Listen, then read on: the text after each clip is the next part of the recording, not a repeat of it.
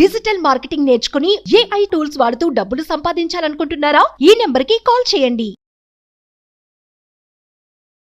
Hi hello నమస్తే, welcome back to our channel. ఈరోజు మనతో ఉన్నారు శ్రావణి అసురి గారు. మ్యామ్తో మాట్లాడదాం. హాయ్ శ్రావణి అసురి గారు.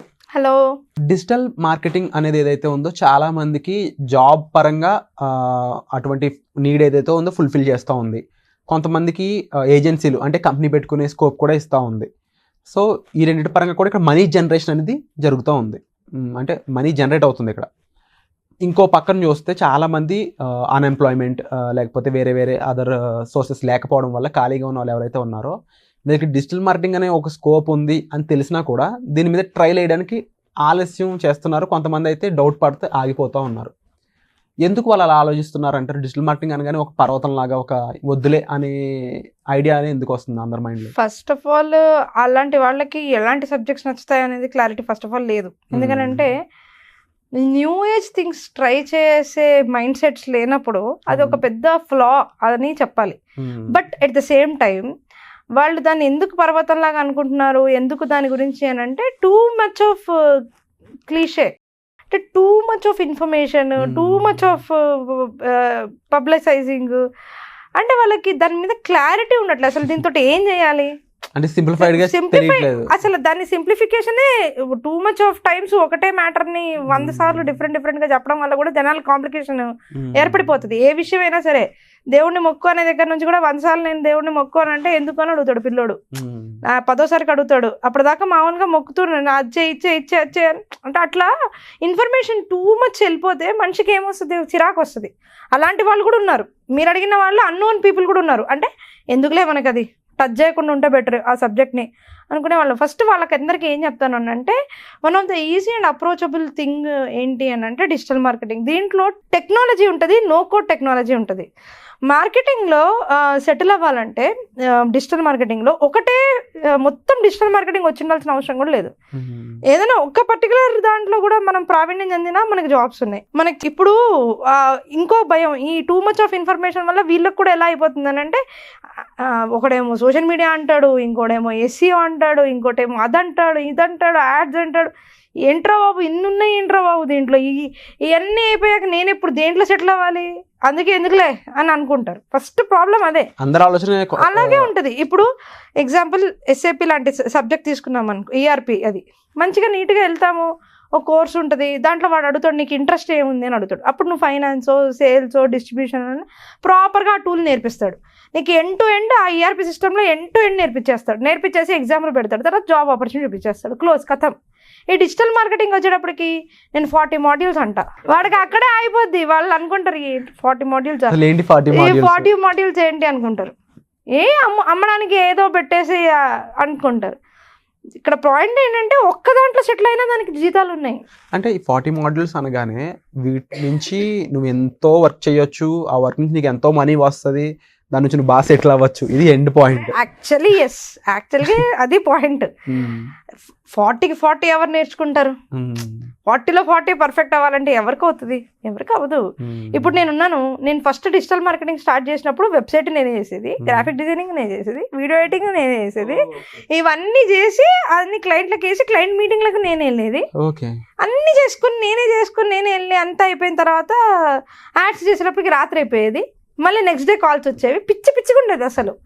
అప్పుడు అర్థమైంది, దీంట్లో మల్టిపుల్ థింగ్స్ ఉన్నాయి, కానీ నేను ప్రొఫిషియెంట్గా ఒకదాన్ని డెలివర్ చేయగలిగితే, ఎఫెక్టివ్గా డెలివర్ చేయగలిగితే అది ఏంటి దీంట్లో అనే ఒక ఐడియాలజీ నాకు వచ్చింది. అప్పుడు నేను పర్ఫార్మెన్స్ మార్కెటింగ్ చూస్ చేసుకున్నా, యాడ్స్ పర్ఫార్మెన్స్ మార్కెటింగ్ చూస్ చేసుకున్నా. దేనికి చూస్ చేసుకున్నా అంటే వాళ్ళు నమ్మి నా మీద డబ్బులు ఇస్తారు కాబట్టి మిగతా పనులు ఏదైనా, అంటే గ్రాఫిక్ డిజైనర్కి గ్రాఫిక్ డిజైనర్ వర్క్ ఇవ్వచ్చు, వీడియో ఎడిటర్కి వీడియో ఎడిటర్ వర్క్ ఇవ్వచ్చు, వెబ్ డెవలపర్కి వెబ్ డెవలపర్ వర్క్ ఇవ్వచ్చు.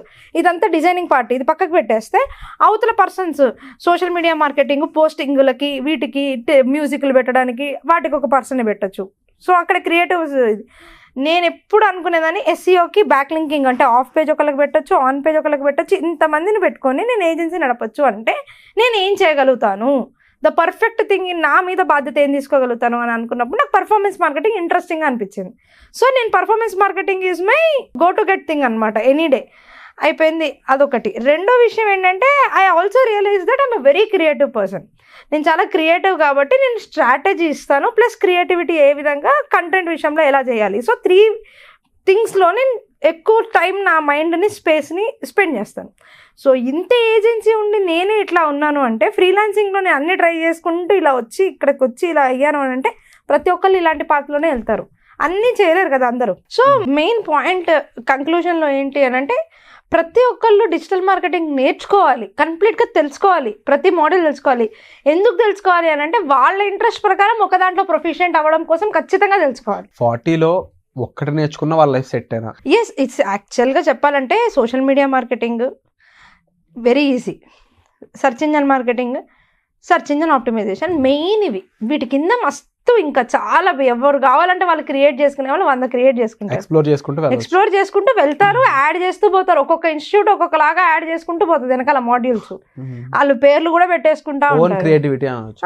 లేదు, సబ్జెక్ట్ ని ఇంకా విశ్లేషణ చేసి దాన్ని కోసి డెప్త్కే వెళ్ళి క్రియేట్ చేయడమే. అది తప్పని అనను. కాకపోతే మెయిన్ బ్రాంచెస్ ఇవి. వీటిల్లో జాబులు ఉంటాయి, వీటిలో స్ట్రైట్ జాబ్స్ ఉంటాయి.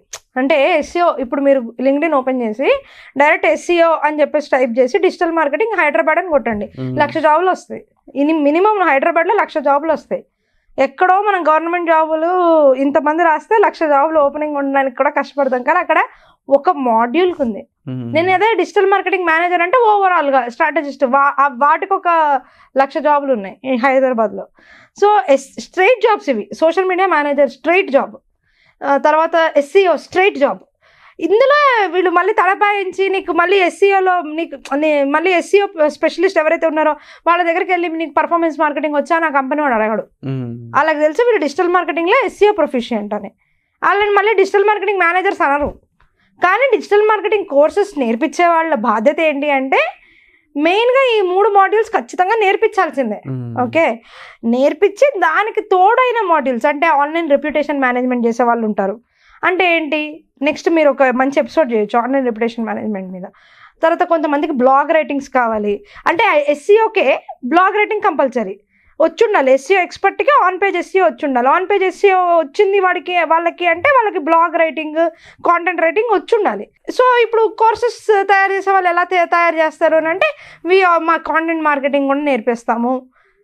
అది యాక్చువల్లీ చెప్పాలంటే అన్నిట్లోకి వస్తుంది అనమాట, అది అన్నిటినీ సపోర్ట్ చేస్తుంది. సో మెయిన్గా ఇక్కడ ఏంటి అంటే ప్రతి దాంట్లోనే ప్రావీణ్యం అవసరం కూడా లేదు, అండ్ అది అన్టచబుల్గా అమ్మో ఇదేంట్రా బాబు ఇంతగా ఉందే అనుకోవడానికి ఏమీ లేదు. అండ్ చాలా మంచి విషయం ఏంటి అంటే మనం నేర్చుకున్నప్పుడు మనం ఒక్క దాంట్లో ఎనీ వన్ ఆఫ్ ద మాడ్యూల్లో, any one of the main stream మాడ్యూల్లో పర్ఫెక్ట్ అయితే స్ట్రైట్ జాబ్స్ ఉన్నాయి వాటికి, వితౌట్ ఎనీ ఇది నెగోషియేషన్. అండ్ వాటి ప్యాకేజెస్ కూడా నేను మెన్షన్ చేయగలుగుతా.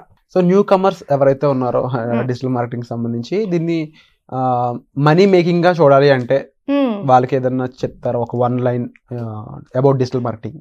న్యూ కమర్స్ ఇట్స్ ఒకటి digital marketing world is not new for anyone, it's just new to you. Technical గా చెప్తున్నారు. ట్యాప్ చేస్తే న్యూ కమర్స్కి ఒకటే చెప్తాను నేను సీరియస్గా, ఒకవేళ టెక్నికల్గా సబ్జెక్ట్ విషయంలో చెప్పాలి అంటే క్విక్ అండ్ ఈజీ లెర్నింగ్ ఉంటుంది. కంగారు పడకలేదు, భయపడకలేదు, చాలా క్విక్ అండ్ ఈజీ లెర్నింగ్ ఉంటుంది. అర్థమవుతుంది ఫస్ట్, ఎందుకంటే every day you live in internet world.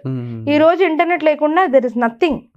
You yourself are using Amazon, Flipkart, you are using Uber, Ola, అన్ని యాప్స్ యూజ్ చేస్తున్నాం. అది there is nothing new in it. అసలు అదేదో కొత్త సబ్జెక్ట్ అయితే కాదు, 100% స్కోప్ ఉంది. అండ్ దీంట్లో మనకు అర్థం కాకపోవడానికి ఏముండదు, 100% అర్థమవుతుంది. సో దిస్ ఇస్ అర్థం అవ్వడమే కాదు, దీనికి జాబ్ ఆపర్చునిటీస్ కూడా చాలా మెండుగా ఉన్నాయి, ఫ్రీలాన్సింగ్ ఆపర్చునిటీస్ కూడా విపరీతంగా ఉన్నాయి. That is my statement. So దీంట్లో మీరు జస్ట్ 3-4 months స్పెండ్ చేస్తే మీ వాల్యుబుల్ టైము లైఫ్ దాన్నే కనుక పట్టుకుంటే, సబ్జెక్ట్ కనుక అదే విషయం గట్టిగా పట్టుకుంటే future is like tremendous. Wonderful ma'am, thank you so much for the beautiful explanation. Yeah, thank you. Suman టీవీలో మీ పర్సనల్ అండ్ బిజినెస్ ప్రమోషన్స్ కోసం కింది నెంబర్కి కాంటాక్ట్ చేయండి.